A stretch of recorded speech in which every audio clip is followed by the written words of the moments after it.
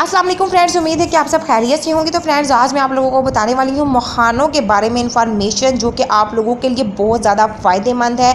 इससे आप लोगों को कितने फ़ायदे होने वाले हैं। अगर आप लोग इंसुलिन के इंजेक्शन लगवाने से परेशान हैं तो बस मखानों को बताए गए तरीके से इस्तेमाल कीजिए और शुगर पर काबू भी पाएँ, और बहुत सारे इसके फ़ायदे भी होंगे। शुगर वो मर्ज़ है जो कि दीमक की तरह खामोशी से इंसानी जिस्म के अंदरूनी अज़ा को चाट लेता है, और अगर इसके बारे में बर वक्त मालूम ना किया जाए तो ये बनाई से महरूम भी इंसान हो सकता है और गुर्दे भी फेल होते हैं, जिसे ख़तरनाक मसाइल का सामना करना पड़ सकता है। पाकिस्तान में हर 4 में से 1 फ़र्द शुगर के मर्ज़ में मुब्तला है और इसमें तादाद में इजाफा भी हो रहा है। शुगर के मर्ज़ को मीठी चीज़ें खाने का ज़्यादा दिल चाहता है, मगर चीनी को इस्तेमाल करने के लिए सख्ती से मना किया जाता है, क्योंकि ये इंसुलिन को बढ़ाने की एक बड़ी वजह होती है। दवाइयों का इस्तेमाल ज़रूरी कीजिए, लेकिन ग़िज़ाओं के ज़रिए शुगर को कंट्रोल करने की कोशिश करें। इससे आपकी सेहत पर किसी किस्म के कोई साइड इफ़ेक्ट भी नहीं होंगे और शुगर भी कंट्रोल में रहेगी। कौन सी चीज़ें शुगर कंट्रोल करने में मदद देती हैं?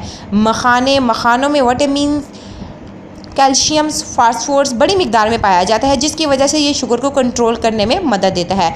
इस्तेमाल आप लोग इसका सुन लीजिए। मखानों को 15 मिनट के लिए तवे पर डालकर अच्छी तरह भून लें।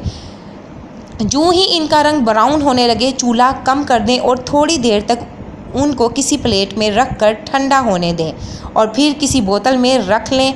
दिन में किसी भी वक्त 1-2 भुने हुए मखानों का इस्तेमाल करें, आपके शुगर को कम कर सकता है। साथ ही अगर आप इसको खाने के बाद दूध का गिलास पी लें तो ये जिस्म को ताकत भी देगा और खून को बढ़ाने में मदद भी देगा। इसके अलावा आप मखानों को घी के साथ भूनकर खाने से भी शुगर कंट्रोल हो सकती है, लेकिन इसके लिए आपको चाहिए कि घी कम इस्तेमाल करें, और जब इसको खाएं तो इस पर हल्का सा ज़ीरा पाउडर डालकर खाएं। इससे जिस्म में कोलेस्ट्रॉल बढ़ने की शिकायत भी नहीं होगी और ना ही शुगर बढ़ेगा। ये बहुत इन्फॉर्मेटिव वीडियो है शुगर वालों के लिए, इसको लाजमी शेयर कीजिए ताकि उन लोगों का फ़ायदा हो सके। Thank you for watching my video.